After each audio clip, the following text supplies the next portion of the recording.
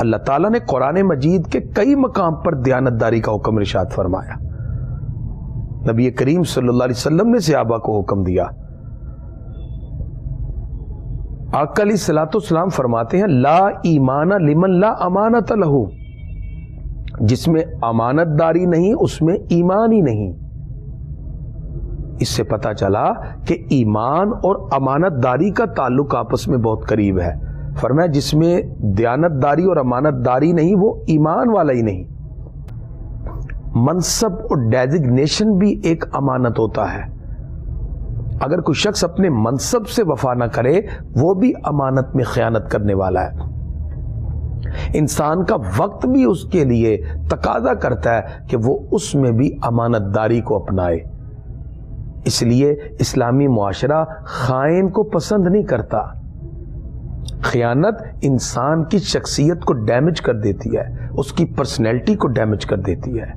اللہ تعالیٰ قرآن مجید میں فرماتا ہے ان اللہ یأمر بالعدل والاحسان، بے شک اللہ عدل اور احسان کا حکم دیتا ہے.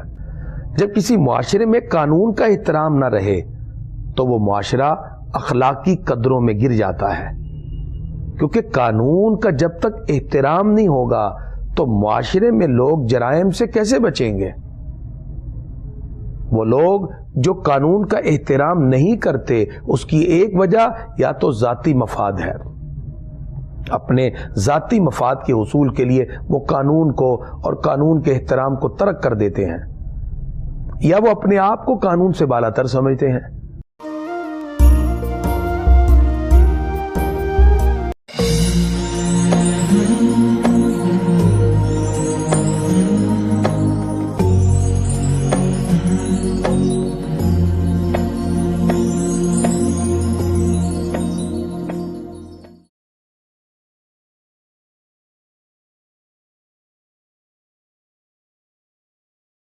اللہ تعالیٰ نے قرآن مجید فرقان حمید میں ارشاد فرمایا انک لعلی خلق عظیم. پیارے محبوب، اللہ نے آپ کو اخلاق کے اعلیٰ ترین درجے پر فائز کیا ہے. آج ہم گفتگو کریں گے حسن اخلاق پر. اخلاق کیا ہے، حسن اخلاق کیا ہے، اور اخلاق کے حوالے سے اسلام نے ہمیں کیا کیا احکام دیے. اور آج ہم حسن اخلاق کی جتنی بھی ٹائپس بنتی ہیں اور ان کے جتنے بھی معاشرتی اثرات ہیں آج ہم اس پہ بات کریں گے. السلام علیکم ورحمۃ اللہ وبرکاتہ.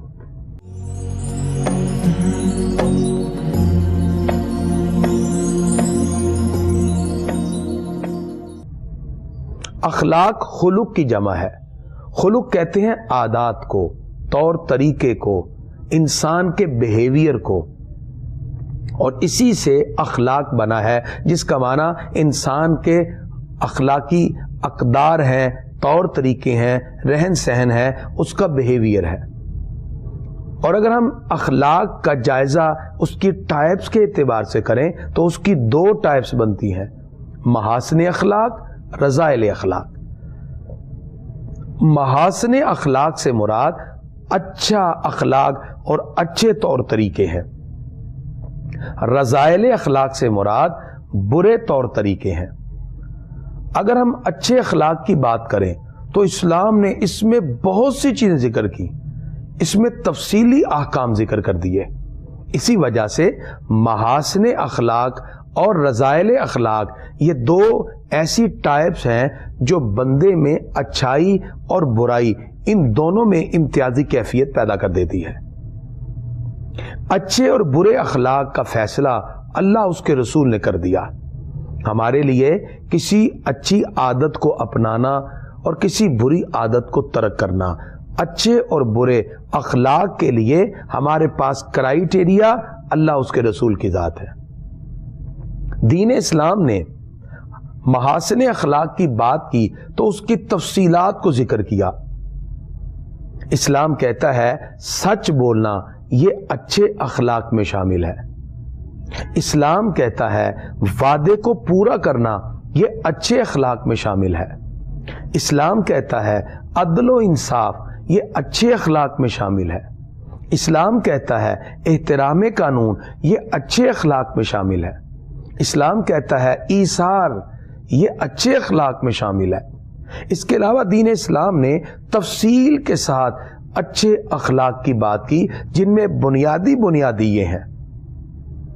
اور اگر ہم برے اخلاق کی بات کریں تو جس طرح گڈ مورلز میں ہمیں یہ چیزیں بنیادی طور پر ملتی ہیں، تو ہمیں بیڈ مورلز میں، برے اخلاق میں بہت سی چیزیں ہیں جس میں بنیاد برے اخلاق میں جھوٹ ہے۔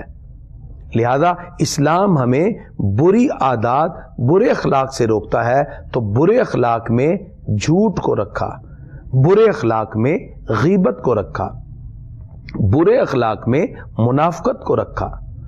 برے اخلاق کے اندر اسلام نے غیبت اور چغلی کو رکھا۔ اسی طرح برے اخلاق میں اسلام نے اس کو رکھا کہ انسان تکبر میں آ جائے، غرور میں آ جائے، اور اسی طرح اسلام نے برے اخلاق کے اندر حسد کو رکھا۔ یہ وہ اخلاقی بیماریاں ہیں جو انسان کی شخصیت کو ڈیمیج کر دیتی ہیں۔ اگر ہم ان دونوں انتہاؤں کو دیکھیں، اچھے اخلاق اور برے اخلاق، اگر ہم ان دونوں انتہاؤں کو دیکھیں، محاسن اخلاق اور رذائل اخلاق، اگر ہم دونوں انتہاؤں کو دیکھیں، گڈ مورلز اور بیڈ مورلز، تو دین اسلام نے ان دونوں اخلاقی اقدار کو اس لیے ہمارے سامنے ایکسپلین کیا تاکہ ہم اچھا انسان بننے کے لیے اچھے اخلاق اپنائیں، ہم برے اخلاق سے بچ کر، برائیوں سے بچتے ہوئے اپنے آپ کو ایک بری خصلت سے بچا کر اچھے انسان کی طرح ایک اچھا اور خوبصورت اخلاقی وصف اپنے اندر پیدا کر سکیں۔ اسلام ہمیں محاسن اخلاق کی ترغیب دلاتا ہے۔ اگر ہم اچھے اخلاق کی بات کریں تو اس میں سب سے پہلا وصف سچائی ہے۔ سچائی اتنا پیارا وصف ہے جو انسان کو ہر برائی سے روک دیتا ہے۔ اللہ تعالیٰ نے قرآن مجید فرقان حمید میں اس کی ترغیب دلائی۔ اللہ تعالیٰ ارشاد فرماتا ہے وَأَوْفُوا بِالْعُقُودِ۔ اللہ تعالیٰ نے قرآن مجید فرقان حمید میں سچائی کے بارے میں متعدد مقام پہ ارشاد فرمایا، اور خالق کائنات فرماتا ہے یا ایھا الذین آمنوا، اے ایمان والو، اتقوا اللہ، اللہ سے ڈرو، وَكُونُوا مَعَ الصَّادِقِينَ، اور سچوں کے ساتھ ہو جاؤ۔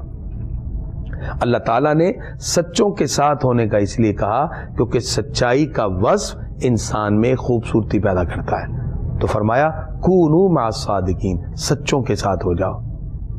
اور نبی کریم صلی اللہ تعالی علیہ وسلم نے متعدد مقام پر سچائی کی رغبت دلائی۔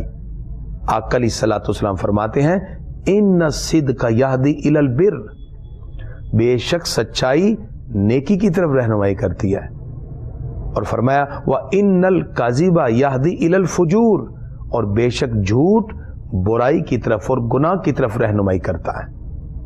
سچائی اتنا پیارا وصف ہے جو آپ کی شخصیت میں خوبصورت وصف پیدا کرتا ہے، لوگ آپ پہ اعتماد کرتے ہیں، سچائی سے آپ کا وقار بلند ہوتا ہے، سچائی سے معاشرے میں آپ کی ویلیو بڑھ جاتی ہے، سچائی سے خاندان میں آپ کی عزت میں اضافہ ہوگا، سچائی سے لوگ آپ کی بات پر اعتماد کریں گے، سچائی سے آپ کی بات میں وزن پیدا ہوتا ہے، سچائی سے آپ کی شخصیت میں اور آپ کی مورل ویلیوز میں ایک مضبوطی پیدا ہو جاتی ہے۔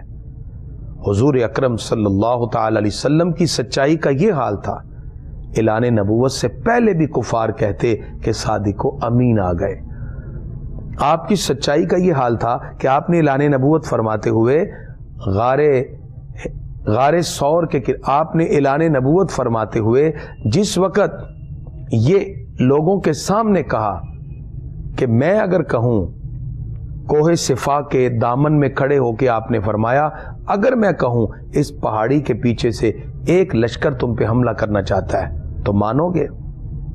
سب نے کہا اس کی سچائی کی یہی دلیل ہے کہ یہ محمد عربی کی زبان سے نکلی ہے، وہ زبان جو کبھی جھوٹ سے آلودہ ہی نہ ہوئی۔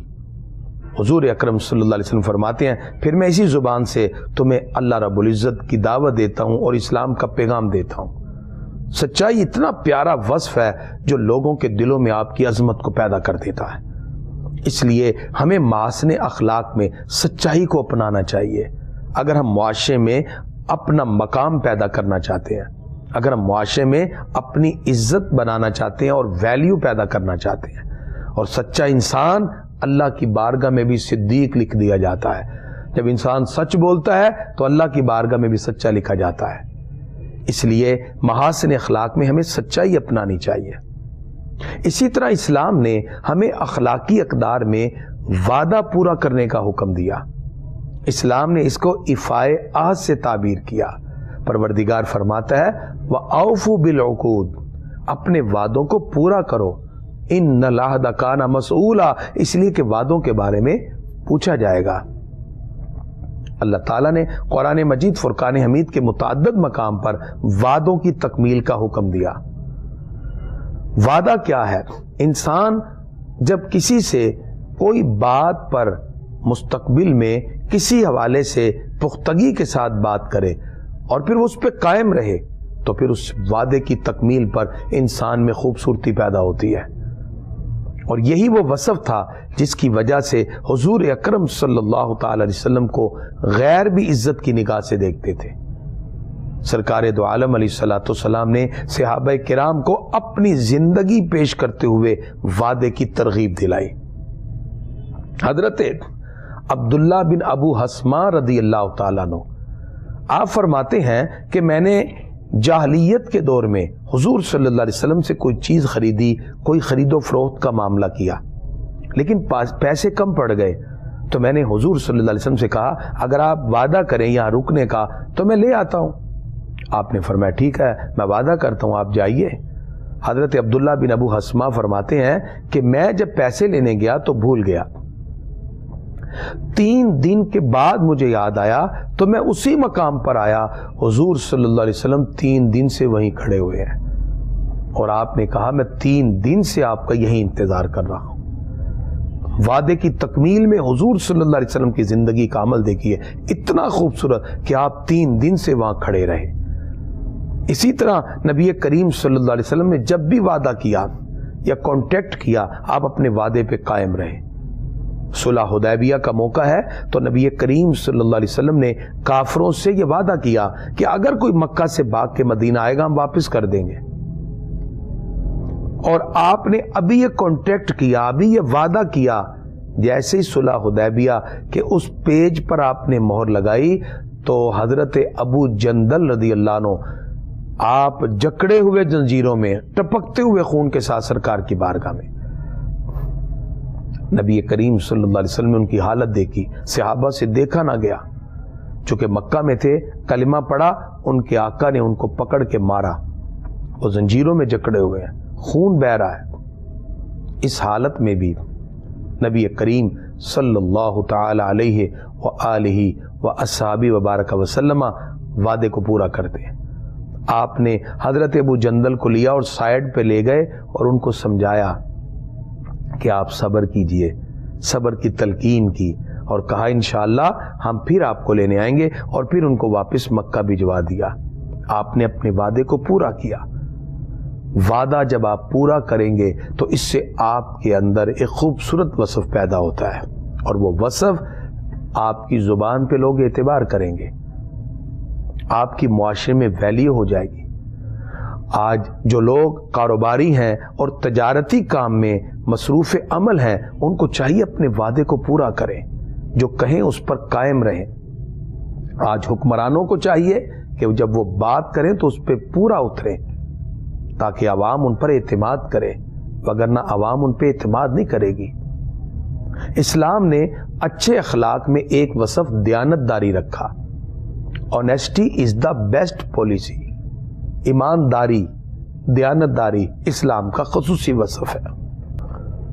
دیانت داری اور امانت داری یہ معاشرے کا وہ وصف ہے جس کی وجہ سے لوگ آپس میں ایک دوسرے پر اعتماد کرتے ہیں۔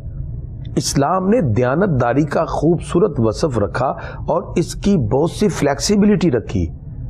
حضور صلی اللہ علیہ وسلم فرماتے ہیں المجالس بالامانہ، مجلسیں بھی امانت ہوتی ہیں، کسی جگہ پہ کہی گئی باتیں وہ بھی امانت ہوتی ہیں، اور اس کے وصف کو صرف تجارتی لین دین تک نہیں رکھا، بلکہ اسلام نے معاملات سے لے کر بہت سی چیزوں تک اسی چیز کو ذکر کیا۔ امانت داری یہ وہ وصف ہے جس کی وجہ سے دین اسلام کے اندر بہت سی خوبصورتیاں اسلام کے دامن میں جھلکتی ہوئی دکھائی دیتی ہیں۔ دیانت داری کیا ہے کہ ہر ایک کو اس کا حق دیا جائے، اور جو جس چیز کا حقدار ہے اس کو اس کا حق ملنا چاہیے۔ اسلام اسی لیے دیانت داری اور امانت داری کا حکم بار بار دیتا ہے۔ اللہ تعالیٰ نے قرآن مجید کے کئی مقام پر دیانت داری کا حکم ارشاد فرمایا۔ نبی کریم صلی اللہ علیہ وسلم نے صحابہ کو حکم دیا۔ آقا علیہ الصلوۃ والسلام فرماتے ہیں لا ایمان لمن لا امانت لہ، جس میں امانت داری نہیں اس میں ایمان ہی نہیں۔ اس سے پتا چلا کہ ایمان اور امانت داری کا تعلق آپس میں بہت قریب ہے۔ فرمایا جس میں دیانت داری اور امانت داری نہیں وہ ایمان والا ہی نہیں۔ اس سخت حکم سے پتا چلا کہ اسلام ہمیں کہتا ہے کہ امانت داری کے ساتھ پیش آئیں، دیانت داری کے ساتھ پیش آئیں۔ دیانت داری اپنی ذات کے ساتھ بھی کریں، لوگوں کے ساتھ بھی کریں۔ اسی لیے امانت داری اور دیانت داری کا وصف اسلام نے خوبصورت طریقے سے بیان کیا۔ حضور اکرم صلی اللہ علیہ وسلم کو غیر جاہلیت کے دور میں بھی کہتے تھے کہ آپ تو امین ہیں، صادق و امین ہیں، سچے بھی ہیں، امانت دار بھی ہیں۔ حضور اکرم صلی اللہ علیہ وسلم نے اپنی ذات کو سب سے پہلے امانت داری کے لیے پیش کیا۔ امانت داری کا ذات رسول صلی اللہ علیہ وسلم میں جو خوبصورت جھلکتا ہوا ہمیں وصف ملتا ہے، اس کی مثال ہجرت کی رات ہے۔ وہ لوگ جو تلواریں اٹھا کر آپ صلی اللہ علیہ وسلم کو شہید کرنے آئے، ان کی امانتیں ہمارے آقا کے پاس تھیں۔ حضور صلی اللہ علیہ وسلم نے حضرت علی کو بلایا اور کہا میرے بستر پہ سو جاؤ، اور ان سب کو امانتیں دے کر تم مدینہ شریف میں آ جانا۔ اندازہ لگائیے اس حالت میں کہ لوگ آپ کی جان کے درپے ہیں، ہمارے آقا پھر بھی امانت داری کا خوبصورت وصف لوگوں کے سامنے واضح کر رہے ہیں۔ آپ نے حضرت علی کو اپنے بستر پہ لٹایا اور کہا یہ ساری امانتیں لٹا کے تم واپس آ جانا۔ اسی وجہ سے ایک معاشرہ دیانت داری سے چلتا ہے، ایک معاشرہ امانت داری سے چلتا ہے۔ جس معاشرے میں دیانت داری نہ رہے وہ معاشرہ آہستہ آہستہ تباہی کی طرف آ جاتا ہے، کیونکہ دیانت داری ایک عام بندے سے لے کر اعلیٰ عہدے پر بیٹھے ہوئے بندے ہر ایک کے ساتھ جڑی ہوئی ہے۔ منصب اور ڈیزگنیشن بھی ایک امانت ہوتا ہے۔ اگر کوئی شخص اپنے منصب سے وفا نہ کرے وہ بھی امانت میں خیانت کرنے والا ہے۔ انسان کا وقت بھی اس کے لیے تقاضا کرتا ہے کہ وہ اس میں بھی امانت داری کو اپنائے۔ اس لیے اسلامی معاشرہ خائن کو پسند نہیں کرتا۔ خیانت انسان کی شخصیت کو ڈیمیج کر دیتی ہے، اس کی پرسنالٹی کو ڈیمیج کر دیتی ہے۔ خائن شخص کبھی بھی معاشرے میں ایک اچھی قدر کی نگاہ سے نہیں دیکھا جاتا۔ اسی لیے حضور اکرم صلی اللہ تعالی علیہ وسلم نے صحابہ کرام کو حکم دیا کہ امانت دار وہی ہے کہ جو امانتوں کو اس کے صاحب تک لوٹا دے، اور اسی لیے فرمایا کہ امانتوں کو ان کے اہل تک پہنچا دیا جائے۔ اس لیے اسلام نے اچھے اخلاق میں امانت داری کا بھی حکم دیا۔ دین اسلام میں جو اچھے اخلاق ہیں ان میں سے ایک اچھا وصف عدل و انصاف بھی ہے۔ عدل و انصاف کا مطلب جو چیز جس جگہ پہ رکھنے کے قائل ہے، جو چیز جس جگہ پہ رکھنے کے قابل ہے، اس کو اسی جگہ پہ رکھا جائے۔ اس لیے اسلامک جسٹس میں، عدل و انصاف میں اسلام نے بڑے چھوٹے کا لحاظ نہیں رکھا، بلکہ اسلام نے برابری اور توازن کے ساتھ معاشرے کو قائم کرنے کے لیے اس کی اسٹیبلٹی میں عدل و انصاف کے تصور کو رکھا۔ اللہ تعالیٰ قرآن مجید میں فرماتا ہے ان اللہ یأمر بالعدل والاحسان، بے شک اللہ عدل اور احسان کا حکم دیتا ہے۔ عدل کیا ہے؟ کائنات کا یہ نظام عدل سے تو چل رہا ہے، اور اگر معاشرے میں عدل و انصاف نہ رہے تو پھر آہستہ آہستہ وہ معاشرہ پستی کی طرف آ جاتا ہے۔ حضور اکرم صلی اللہ علیہ وسلم نے معاشرے میں عدل و انصاف کے تقاضے قائم کیے۔ آپ کی بارگاہ میں مسلمان اور کافر دونوں آ جائیں، کرائیٹیریا کے مطابق حق پہ یہودی تھا، آپ نے فیصلہ یہودی کے حق میں کیا۔ حضور اکرم صلی اللہ علیہ وسلم کی بارگاہ میں کیس آتے تو آپ فیصلہ حق کے مطابق کرتے اور لوگوں کو عدل و انصاف کا درس دیتے، اور اسی وجہ سے حضرت فاروق اعظم نے معاشرے میں عدل و انصاف قائم کیا۔ آپ کے دور میں اگر زلزلہ آتا ہے تو اپنا کوڑا زمین پہ مار کے کہتے ہیں اسکت یا ارض، اے زمین تھم جا، عمر نے تیرے اوپر انصاف نہیں قائم کیا۔ عدل فاروقی آج پوری دنیا کے اندر سمبولیکل پہچانا جاتا ہے۔ حضرت فاروق اعظم رضی اللہ تعالیٰ عنہ آپ خود کٹہرے میں پیش ہو جاتے ہیں اور عدل و انصاف کا ایسا معیار پیش کرتے ہیں کہ اگر عدالت میں قاضی شریخ آپ کے احترام میں کھڑا ہو، آپ بیٹھنے کا حکم دیتے ہیں، اور کہا کہ میں امیر المومنین کی حیثیت سے نہیں، میں ایک عام فرد کی حیثیت سے انصاف لینے کے لیے عدالت میں آیا ہوں۔ یہی وجہ تھی آپ کی قائم کردہ عدالتوں نے پوری دنیا میں انصاف کے تقاضے پورے کیے۔ عدل و انصاف جب کسی معاشرے میں پھیلتا ہے تو معاشرے کا ہر فرد، عوام میں سے ہر فرد کو عدل و انصاف ملتا ہے، معاشرہ ترقی کی راہوں پہ گامزن ہو جاتا ہے۔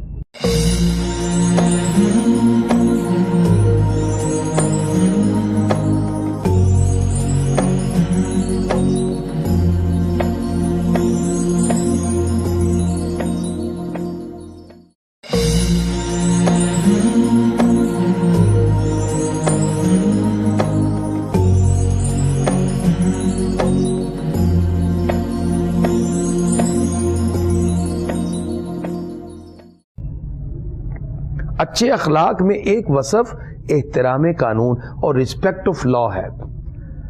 جب کسی معاشرے میں قانون کا احترام نہ رہے تو وہ معاشرہ اخلاقی قدروں میں گر جاتا ہے، کیونکہ قانون کا جب تک احترام نہیں ہوگا تو معاشرے میں لوگ جرائم سے کیسے بچیں گے؟ وہ لوگ جو قانون کا احترام نہیں کرتے، اس کی ایک وجہ یا تو ذاتی مفاد ہے، اپنے ذاتی مفاد کے حصول کے لیے وہ قانون کو اور قانون کے احترام کو ترک کر دیتے ہیں، یا وہ اپنے آپ کو قانون سے بالا تر سمجھتے ہیں۔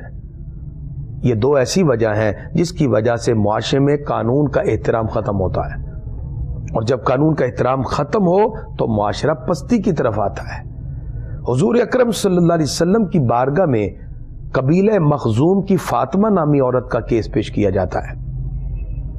آپ نے چوری کے اس کیس کو سنا اور آپ نے ہاتھ کاٹنے کا حکم دیا۔ اسامہ بن زید نبی کریم صلی اللہ علیہ وسلم کے منہ بولے بیٹے حضرت زید بن حارثہ کے بیٹے ہیں، انہوں نے سفارش کے لیے عرض کر دیا، ہمارے آقا غصے میں آ گئے، فرمایا پہلی قومیں اسی لیے تباہ ہوئیں، وہ غریبوں پر قانون نافذ کرتے اور امیروں کو چھوڑ دیتے۔ فرماتے ہیں اگر فاطمہ بنت محمد بھی ہوتی تو ہاتھ اس کا بھی کاٹ دیا جاتا۔ دنیا میں آپ نے قانون کے احترام کا ایسا اصول دیا، رہتی دنیا تک اس طرح کا قانون کا احترام کا تصور کوئی اور نہیں دے سکتا، اور یہی تصور پھر خلفائے راشدین کے دور میں ہے۔ حضرت علی کی زرہ گم ہو اور یہودی کے ہاتھ میں دیکھیں تو آپ عدالت میں جاتے ہیں، اپنے بیٹے اور اپنے غلام کو بطور گواہ پیش کیا تو قاعدہ یہ ہے البینۃ علی المدعی والیمین علی من انکر۔ سرکار فرماتے ہیں جو مدعی ہے وہ گواہ پیش کرے گا، اور جو مدعا علیہ اور مد مقابل ہے وہ اس پہ قسم اٹھائے گا۔ آپ کے غلام کمبر اور حضرت امام حسن کی گواہی جب ریجیکٹ ہوئی کیونکہ ایک بیٹا ہے اور ایک غلام ہے، تو مدعا علیہ یہودی نے قسم اٹھائی تو زرہ اسی یہودی کو دی گئی، اور اس نے آپ کے قدموں میں رکھتے ہوئے کلمہ پڑھا۔ اس نے کہا جس دین میں ایک حاکم وقت اور عوام کے درمیان اتنا کڑا معیار عدل و انصاف کا ہے وہی دین سچا ہے۔ اسلام کے پھیلنے میں عدل و انصاف اور احترام قانون یہ ذریعہ بنا. یہ تمام اخلاقی اقدار ہیں. اور اسی طرح اخلاقی اقدار میں ایک وصف ایثار ہے، اپنی ضرورت پر دوسرے کو ترجیح دینا. اللہ تعالیٰ قرآن مجید فرقان حمید میں اس کی ترغیب دلاتا ہے، اور یہ وہ وصف ہے جو انسان میں خوبصورتی پیدا کرتا ہے. حضور اکرم صلی اللہ علیہ وسلم کے ایک مہمان آ گئے. آپ نے کہا کون ہے جو ان کو اپنے گھر لے جائے، کیونکہ سرکار کے گھر میں کھانے کے لیے کچھ نہ تھا. حضرت ابو طلحہ انصاری کہتے ہیں یہ میں لے جاتا ہوں. وہ اپنے گھر جب لے کے آئے تو پتا چلا گھر میں کھانا تو صرف ایک بندے کا ہے. آپ نے اپنی وائف سے کہا بچوں کو بہلا پھسلا کے سلا دو، اور اپنی وائف سے کہا جب کھانا آگے رکھو تو بہانے سے آپ چراغ کو بند کر دینا تاکہ ہم اپنے مہمان کو کھانا کھلائیں، اس لیے کہ تو رسول اللہ صلی اللہ علیہ وسلم نے بھیجا ہے. وائف نے بچوں کو سلا دیا. کھانا آگے رکھنے کے بعد چراغ کو بہانے سے بجھا دیا. حضرت ابو طلحہ انصاری نے ایک لقمہ مہمان کے سامنے اٹھایا، باقی سارا کھانا ان کو کھلا دیا. اپنی ضرورت پر دوسرے کو ترجیح دینا. صبح جب حضور صلی اللہ علیہ وسلم کی بارگاہ میں پہنچے، ہمارے آقا مسکرا دیے. فرمایا ابو طلحہ اللہ کو رات والا تیرا عمل بڑا پیارا لگا. اور اللہ نے قرآن کی آیتیں اتاری، وَيُؤْثِرُونَ عَلَىٰ أَنفُسِهِمْ وَلَوْ كَانَ بِهِمْ خَصَاصَةٌ، اور وہ اپنی ذات پر دوسرے کو ترجیح دیتے ہیں اگرچہ خود ضرورت مند ہوں. یہ آیت اللہ نے حضرت ابو طلحہ انصاری کے لیے اتاری. فرمایا اللہ کو تیری رات کی ادا بڑی پسند آئی، تو خود بھوکا سویا اور مہمان کو کھلا دیا. ایثار یہ ہے کہ اپنے پر دوسرے کو ترجیح دینا. جنگ یرموک میں یہی تو واقعہ ہے کہ حضور اکرم صلی اللہ تعالی علیہ وسلم کہ یہ تربیت یافتہ صحابہ زخمی حالت میں ہے، پیاس ہے، اور صحابی جب پانی لے کے ان کے قریب جاتے ہیں دوسری طرف سے آواز آتی ہے العطش، مجھے پیاس لگی ہے. وہ دوسرے سے تیسرے سے چوتھے 7 زخمیوں تک گئے. ہر ایک نے دوسرے کی آواز سن کے اپنے لب بند کر کے کہا میرے بھائی کو پانی پلاؤ. یہاں تک کہ وہ ایک ایک کر کے سب شہید ہو گئے، لیکن اپنے بھائی کی پیاس کا خیال، اسے ہی ایثار کہتے ہیں، اسے ہی سیکریفائز کہتے ہیں. اور یہ اسلام کی وہ خوبصورت اخلاقی اقدار ہیں جو اپنا کر آپ ایک اچھا مسلمان بن سکتے ہیں اور اسلام کی عظمتوں کو اپنے دامن میں رکھ سکتے ہیں. جس طرح دین اسلام نے ہمیں محاسن اخلاق کی ترغیب دلائی، ہمیں گڈ مورلز اپنانے کی بات کی، ایسے اسلام ہمیں بیڈ مورل سے بچنے کی بات بھی کرتا ہے. رذائل اخلاق بھی اسلام بتاتا ہے. رذائل اخلاق میں سب سے برا وصف جھوٹ ہے. اس لیے حضور صلی اللہ علیہ وسلم فرماتے ہیں جب کوئی جھوٹ بولتا ہے تو فرشتے 1 میل تک رحمت والے اس سے بھاگ جاتے ہیں، اس سے دور ہو جاتے ہیں. اسی لیے جھوٹ بولنے والا فرد معاشرے میں اپنا وقار کھو دیتا ہے، اس کی عزت ختم ہو جاتی ہے. اور اسی لیے حضور صلی اللہ علیہ وسلم سے پوچھا گیا کیا مومن بزدل ہو سکتا ہے؟ آپ نے فرمایا ہاں. عرض کیا کیا مومن بخیل اور کنجوس بھی ہو سکتا ہے؟ فرمایا ہاں. عرض کیا کیا مومن جھوٹا ہو سکتا ہے؟ آپ نے فرمایا لا، مومن جھوٹا نہیں ہو سکتا. جھوٹ اتنی بڑی برائی ہے، یہ ساری برائیوں کی جڑ ہے. ایک شخص نے حضور صلی اللہ علیہ وسلم کی بارگاہ میں آ کے کہا کہ میں اسلام تو قبول کروں گا لیکن کچھ برائیاں ہیں میرے اندر، میں وہ نہیں چھوڑ سکتا. اس نے اپنی برائیاں گنانا شروع کر دی کہ میں شراب بھی پیتا ہوں، بدکاری بھی کرتا ہوں، چوری بھی کرتا ہوں، جھوٹ بھی بولتا ہوں. آپ صلی اللہ علیہ وسلم نے فرمایا صرف میرے ساتھ ایک کانٹیکٹ کر، وعدہ کر، جھوٹ نہیں بولے گا. جب بھی میں بات کروں میرے سے سچی بات کرنی ہے. اس نے سوچا کہ ایک ہی بات ہے اور سچائی کی کوئی بات نہیں، میں جھوٹ نہیں بولتا. اب یہ حضور صلی اللہ علیہ وسلم کی حکمت عملی تھی. جب وہ رات کو گھر گیا وہ شراب پینے لگا. اس نے کہا اگر مجھے صبح سرکار نے پوچھا اور میں نے کہا جھوٹ تو بولا نہیں کہ میں نے شراب پیا ہے، سب کے سامنے میں شرمندہ ہوں گا. اگلے دن چوری پہ جانے لگا. اس نے کہا اگر صبح سرکار نے پوچھا جھوٹ تو بولنا نہیں تو چوری پر تو سزا ملے گی. اسی طرح وہ گناہ کی طرف بڑھنے لگا. اس نے کہا گناہ کی طرف بڑھوں گا تو پھر پوچھا جائے گا تو جھوٹ تو بولنا نہیں. ایک صرف جھوٹ چھوڑا، سارے گناہ اس سے چھوٹ گئے۔ یہ اسلام کا خوبصورت طرز امتیاز ہے۔ اس لیے اسلام نے جھوٹ سے روک دیا اور منع کر دیا کہ جھوٹ بولنے کی قطعاً اجازت نہیں۔ اسی طرح اسلام نے برے اخلاق میں سے غیبت سے منع کیا۔ غیبت کو اسلام نے مردہ بھائی کے گوشت کھانے کے مترادف قرار دیا۔ غیبت کیا ہے کہ اپنے مسلمان بھائی کی ایسی بات اس کے پیٹھ کے پیچھے کرنا جو اس کے سامنے کی جائے تو اسے ناگوار محسوس ہو۔ حضور اکرم صلی اللہ علیہ وسلم سے عرض کیا گیا اگر وہ برائی اس میں موجود ہو تو پھر بھی غیبت ہے؟ فرمایا پھر ہی تو غیبت ہے، اگر اس میں موجود نہیں تو پھر تو بہتان ہے۔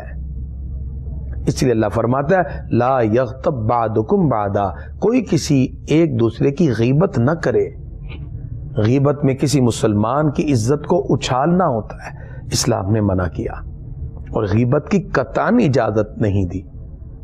اسی لیے غیبت کے نقصان یہ ہے کہ انسان جب غیبت کرے گا اللہ کی رحمت سے دور ہو جائے گا، وہ اپنے مردہ بھائی کا گوشت کھائے گا، وہ کسی کے غیبت کرنے کی وجہ سے رحمت الہی سے دور ہو جائے گا۔ اسی طرح اسلام نے برے اخلاق میں حسد کی بات کی اور فرمایا حسد یوں نیکیوں کو کھاتا ہے جیسے آگ خشک لکڑیوں کو کھا جاتی ہے۔ کسی اللہ والے سے پوچھا حسد کیا ہے؟ کہا حسد اللہ کی تقسیم پر اعتراض کرنا ہے، اللہ نے جو جس کو دیا آپ اس پر راضی رہیں۔ حسد کہتے ہیں کسی کی نعمت کو دیکھ کر اس سے چھن جانے کا خیال، زوال نعمت۔ اسلام کہتا ہے حسد نہ کریں، رشک کریں، اور رشک کہتے ہیں دوام نعمت کہ یا اللہ اس کو یہ نعمت دی ہے تو مجھے بھی عطا کر۔ اسلام حسد سے روکتا ہے، رشک کی اجازت دیتا ہے۔ اور اسی طرح اسلام نے یہ بھی کہا کہ حسد جو ہے اس کی وجہ سے آپ کی نیکیاں ضائع ہو جاتی ہیں۔ اسی طرح اسلام منافقت سے روکتا ہے۔ منافقت میں آپ دل میں کچھ رکھیں، ظاہر کچھ رکھیں۔ اگر عقیدے میں منافقت ہے تو یہ کفر سے بھی بدتر ہے۔ ان المنافقین فی الدرک الاسفل من النار۔ اور اگر عمل میں منافقت ہے تو حضور صلی اللہ علیہ وسلم فرماتے ہیں عملی منافق بات کرے تو جھوٹ بولے، وعدہ کرے تو وعدہ خلافی، امانت میں خیانت کرے۔ تو منافقت سے بھی اسلام نے روکا۔ اور تکبر یہ اتنی بری عادت ہے، تکبر اللہ رب العزت کے سامنے کوئی بندہ اپنے آپ کو بڑا کہے۔ اللہ فرماتا ہے الکبر ردائی، بڑائی میری چادر ہے، جو مجھ سے یہ چادر چھینے گا میں اس کو جہنم میں ڈالوں گا۔ عاجزی انسان میں پیدا ہو تو یہ انسان کو خوبصورت بناتی ہے۔ تو ہمیں چاہیے ہمیں برے اخلاق سے بچ کر اچھے اخلاق اپنائیں، یہی مومن کا امتیازی حسن ہے اور یہی اسلام کی خوبصورتی ہے۔ آج کے اس پروگرام میں ہمیں معلوم ہوا کہ اسلام ہمیں کچھ اخلاق اپنانے کا حکم دیتا ہے اور کچھ برے اخلاق چھوڑنے کا حکم دیتا ہے۔ جن اخلاق کو اسلام اپنانے کا حکم دیتا ہے انہیں محاسن اخلاق کہتے ہیں، انہیں گڈ مورلز کہتے ہیں، اور جنہیں اپنانے سے منع کر دیا ان کو رذائل اخلاق کہتے ہیں، انہیں بیڈ مورلز کہتے ہیں۔ حسن اخلاق بے شمار ہے۔ محاسن اخلاق میں سچائی ہے، دیانتداری ہے، عدل و انصاف ہے، احترام قانون ہے، ایثار ہے۔ یہ چیزیں انسان کو خوبصورت بناتی ہیں۔ انسان معاشرے میں اپنی ویلیو قائم رکھتا ہے، انسان اللہ اس کے رسول کا پسندیدہ بندہ بن جاتا ہے، اور دنیا اور آخرت کی کامیابیاں اس کے قدموں کو چومتی ہیں۔ ایسے ہی کچھ برے اخلاق ہیں، اسلام ان کو اپنانے سے روکتا ہے، جیسے جھوٹ ہے، حسد ہے، تکبر ہے، اور اسی طرح انسان کا ایسا عمل جس میں کسی کی عزت کو اچھالنا مقصود ہو، جیسے غیبت ہے، چغلی ہے، بہتان ہے۔ اسلام نے ان بری عادات سے روکا۔ اسلام ہمیں اچھے اخلاق اپنانے کی بات کرتا ہے اور برے اخلاق سے روک دیتا ہے۔ اگر انسان ان اچھے اور برے اخلاق میں فرق کرے تو انسان کی ذات میں خوبصورتی پیدا ہوگی۔ محاسن اخلاق انسان کو اعلیٰ بناتے ہیں، رذائل اخلاق انسان کی شخصیت کو ڈیمیج کر دیتے ہیں۔